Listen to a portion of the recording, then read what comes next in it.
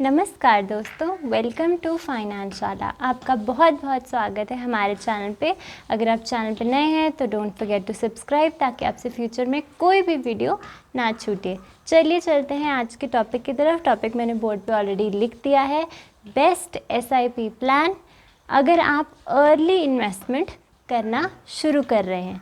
अगर आपने लाइफ में पहले ही आपने सोच लिया कि नहीं, अभी मैंने कमाना शुरू किया है लेकिन मैं इस पैसे को फालतू के पैसे जो है ये ना समझ के उसको वेस्ट नहीं करेंगे, खर्चे पहले ना देख के पहले हम इन्वेस्टमेंट करें और जो बचता है उसमें खर्चा चलाएं। अगर आप इस माइंडसेट के हैं तो ये एसआईपी आपके लिए बहुत अच्छी रहने वाली है। अब बहुत लोग क्या करते हैं, पहले ना इतनी फाइनेंशियल एजुकेशन थी ही नहीं, कोई यूट्यूब नहीं था, कोई और प्लेटफॉर्म नहीं था, या फाइनेंशियली लोगों को इतनी नॉलेज नहीं थी कि अपने पैसे को कैसे बढ़ाएं। तो लोग बस कमाते थे और उसको बैंक में पैसे को डाल देते थे। मगर आजकल के जो यंग जनरेशन है उनको बहुत पहले से ही समझ में आ गया है कि पहला खर्चा नहीं निकालना है, पहले आपने देखना है कि इस पैसे को जो भी आप कमा रहे हैं उसको कहीं अच्छी जगह इन्वेस्ट करें, उस पैसे को ग्रो करें और जो पैसा बचता है उससे हम अपना खर्चा चलाएं। तो अगर आपकी उम्र काफ़ी छोटी है, अभी अभी आपने जॉब शुरू की है, बिज़नेस शुरू किया है, अगर आप काफ़ी अर्ली इन्वेस्टर हैं तो ये वीडियो आपके बहुत काम की रहने वाली है, क्योंकि यहाँ हम डिस्कस करेंगे कि बहुत ही छोटे एसआईपी अमाउंट के साथ भी आपका पैसा बहुत बड़ा बन सकता है बहुत ही जल्दी। तो चलिए शुरू करते हैं आज की वीडियो। अच्छा जी, अब हम एक्चुअली एग्ज़ाम्पल के थ्रू समझेंगे कि हमारा पैसा जो है वो कैसे बन जाएगा और कितना हमें फ्यूचर में रिटर्न्स मिल सकती है। अगर मान लेते हैं कि हमने मात्र 10,000 रुपये प्रति महीने की एसआईपी जो है वो करना शुरू किया। अब ये एसआईपी अमाउंट आपके हिसाब से रहेगा। अगर आपकी इनकम बहुत अच्छी है आप इस एसआईपी अमाउंट को बढ़ा सकते हैं। मैं उन लोगों की बात करी जो अभी अभी मार्केट में शुरू किया है जिन लोगों ने, तो उनके लिए ये बात है कि अगर आप न्यू इन्वेस्टर हैं, उम्र आपकी छोटी है, तो ऑब्वियसली आपको मार्केट धीरे धीरे समझ में आएगा।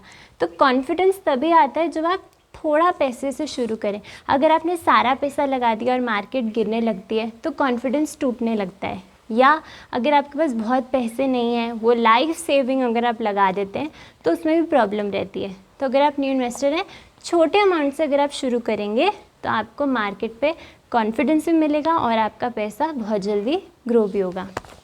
ओके, अब मान लेते हैं हमने 10,000 रुपये की एसआईपी जो है वो उससे म्यूचुअल फंड में इन्वेस्टमेंट शुरू की। हम दो कैटेगरीज ले लेते हैं, अपने पैसे को दो भागों में बांट देते हैं 5,000 प्रति महीने के अंदर। अब जो 5,000 रुपीज़ है, 10,000 में से 5,000 रुपये जो है हमने कहाँ डाले, स्मॉल कैप के अंदर, और यहाँ पे जो है इस पैसे को हमने डाला कहाँ, मिड कैप के अंदर। अब स्मॉल कैप मिड कैप क्यों, कोई अर्ली इन्वेस्टर है, कोई न्यू इन्वेस्टर है, स्मॉल और मिड में क्यों, यहाँ तो बहुत वॉलेटिलिटी रहती है।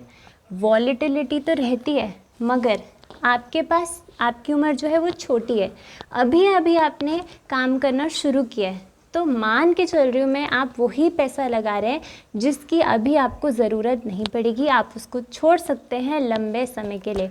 देखिए, अगर आपकी उम्र छोटी है तो स्मॉल एंड मिड कैप्स बहुत अच्छे रहते हैं, या अगर आपके पास एक बहुत डाइवर्सिफाइड पोर्टफोलियो है and one of the components या one of the mutual funds आपने स्मॉल मिड ले लिए, वो भी एक सही तरीका रहता है क्योंकि आप हेज्ड रहते हैं। आपने थीम भी ली होगी, आपने फ्लेक्सी कैप भी लिया होगा, आपने हाइब्रिड भी लिया होगा, आपने लार्ज भी लिया होगा, तो स्मॉल मिड जो है इसमें थोड़ा पैसा लगा। तो अगर आपका पैसा छोटा है तो आपको एक बहुत अच्छी ग्रोथ मिल सकती है इन दो म्यूचुअल फंड्स के अंदर। और अगर आप स्पेशली अगर आप छोटी उम्र के हैं, अभी अभी शुरू कर रहे हैं, तो यस वॉलेटिलिटी मिलेगी, लेकिन मैंने यही समझा है स्पेशली आजकल की मार्केट में, तो मैंने यही जाना है कि जो रिटेल इन्वेस्टर है वो अपना पैसा विड्रॉ बिल्कुल नहीं कर रहे हैं, वो जैसे ही मार्केट में क्रैश आता है, एक सिग्निफिकेंट डिप आता है, वो पैसे डिप्लॉय ही करते हैं, टॉप अप कराते हैं अपने म्यूचुअल फंड में। अगर कोई स्टॉक में इंडिविजुअली कोई स्टॉक खरीदता है तो वो उसको बटोरता ही है नीचे के लेवल पे। तो आजकल के जो लोग हैं काफ़ी समझदार हो गए हैं, उनको एक्चुअली स्टॉक मार्केट बहुत अच्छे से समझ में आ गया है। तो मैं उन लोगों के लिए ये बेसिकली वीडियो है कि आप बिल्कुल ना डरें, लंबे समय में आपका पैसा जो है वो बनेगा ही बनेगा, तो क्यों डरना। और आप अपना अमाउंट जो है वो छोटा रखिए। छोटे अमाउंट से डर नहीं लगता कि चलो अभी मुझे इस पैसे की ज़रूरत नहीं है, बाकी मैंने अमाउंट जो है वो साइड में रखा है, जब मैं अच्छे से कॉन्फिडेंट हो जाऊंगा, मार्केट मुझे अच्छे समझ में आ जाएगी, तो बाकी का पैसा भी आप लगा सकते हैं। अच्छा जी, अब स्मॉल कैप और मिड कैप में हमने अपने पैसे को 2 हिस्सों में बांट दिया है। ध्यान रखें, स्मॉल एंड मिड आपने तभी लेना है, छोटे पैसे लगाना है इसमें, और लंबे समय के लिए आपने उसको छोड़ देना है, तो आपको बहुत अच्छी रिटर्न्स मिलेंगी। अब इसमें कौन से म्यूचुअल फंड रह सकते हैं? निप्पॉन इंडिया, ये एक बहुत अच्छा म्यूचुअल फंड है स्मॉल कैप कैटेगरी में।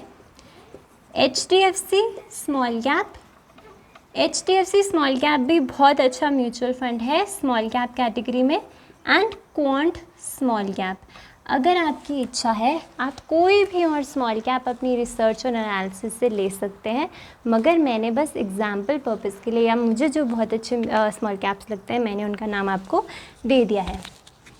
अच्छा जी, मिड कैप में, मिड कैप कैटेगरी में कौन से म्यूचुअल फंड्स रहेंगे? मोतीलाल ओसवाल, मोतीलाल ओसवाल जो है ये एक अच्छा मिड कैप कैटेगरी का म्यूचुअल फंड है। SBI मैग्नम और HDFC मिड कैप। सो ये कुछ 3 म्यूचुअल फंड्स हैं, आपको इन तीनों में से कुछ अच्छा लगे आप वो लीजिए। अगर आपको कोई और म्यूचुअल फंड पसंद आता है आप उसमें लगाइए। ये सिर्फ और सिर्फ एक एजुकेशनल वीडियो है, एक हाइपोथेटिकल एग्जाम्पल के लिए मैंने लिया है, ताकि आप समझ पाएँ कि आपका पैसा लंबे समय में कैसा बढ़ेगा।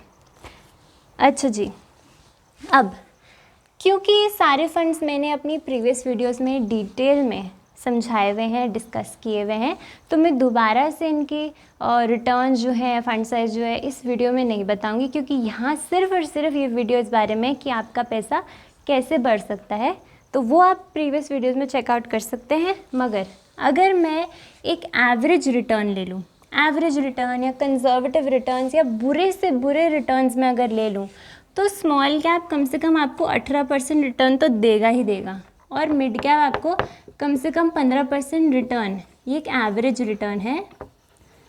ऑफ कोर्स हम जानते हैं कि स्मॉल कैप में 25% से भी ज़्यादा के CAGR रहते हैं, मिड कैप में 22 to 25% रहते हैं, तो इतना तो मिलते ही हैं। मगर सबसे वर्स्ट के सिनेरियो पे अगर मैंने ले लिया तो आपको 15-18% जो है स्मॉल एंड मिड में ज़रूर मिलेंगे। तो इस हिसाब से हमारा पैसा जो है वो कितना बन सकता है। अब ये रिटर्न्स हैं, ये रिटर्न्स अगर मैंने ले ली फॉर 15 ईयर्स, अगर मैंने अपने पैसे को छोड़ दिया, ठीक है, मैं मान के चल रही हूँ 10,000 की मेरी SIP चल रही है, 15 सालों के लिए मैंने पैसा लगाया। स्मॉल एंड मिड में से आप कोई भी स्मॉल एंड मिड चुन सकते हैं। रिटर्न्स अगर हमारे ये रहे, इससे ज़्यादा ही रहेंगे, मगर इतने रहे तो मेरी वैल्यू कितनी हो जाएगी? स्मॉल में मेरा पैसा बन जाएगा 45 लाख एंड मिड में मेरा बन जाएगा पैसा 33.84 लाख। यानी कि अगर मैं दोनों को कंबाइन करूं तो मेरा पैसा बन जाएगा 78.84 लाख। यानी कि 10,000 रुपीज़ की छोटी सी SIP लंबे समय के लिए अगर आपने डाली, क्योंकि मान के चल रही हूँ कि आपकी उम्र छोटी है, रिस्क आप ले सकते हैं। कौन रिस्क ले सकता है?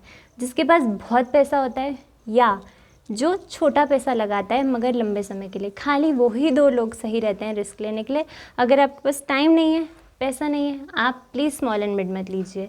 टाइम है, उम्र छोटी है, लंबे समय के लिए पैसा लगा सकते हैं, इन्हीं को चुनिए, बहुत अच्छे रिटर्न्स आपकी मिलेंगी। स्टार्ट आउट कर सकते हैं इनसे और आपको बहुत अच्छे रिटर्न फ्यूचर में देखने मिल सकते हैं।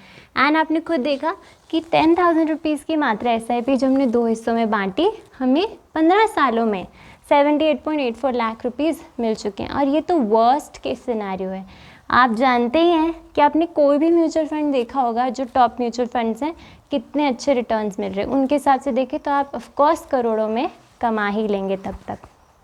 सो अगर आपको वीडियो अच्छी लगी, अगर कोई भी डाउट है आप कमेंट कर सकते हैं, अपना डाउट पूछ सकते हैं। किसी भी फाइनेंस के बारे में, किसी भी एरिया के बारे में आपको पूछना है आप पूछ सकते हैं। अगर आपको वीडियो अच्छी लगी don't forget to like and I hope मैं आपको समझाने में कामयाब रही कि पैसा जो है अगर लंबे समय के लिए छोड़ा जाए तो कैसे बढ़ सकता है। आपका काम खाली ये है, अपने जॉब पे ध्यान दीजिए, बिज़नेस पे ध्यान दीजिए और जो अपना पैसा है वो म्यूचुअल फंड्स के अंदर डालें, पैसा ग्रो करें। और अगर आपके पास और नॉलेज है, आप स्टॉक मार्केट रोज़ ट्रैक करते हैं, कुछ नॉलेज है, आप डायरेक्ट इन्वेस्टिंग भी कर सकते हैं इन स्टॉक्स, उसमें कोई ख़राबी नहीं है। मगर पैसे को आप हमेशा इन्वेस्ट कीजिए, उसी से पैसा बनेगा और इन्फ्लेशन जो है आप फ्यूचर में बीट कर पाएंगे। So thank you for watching the video. तब तक के लिए बाय।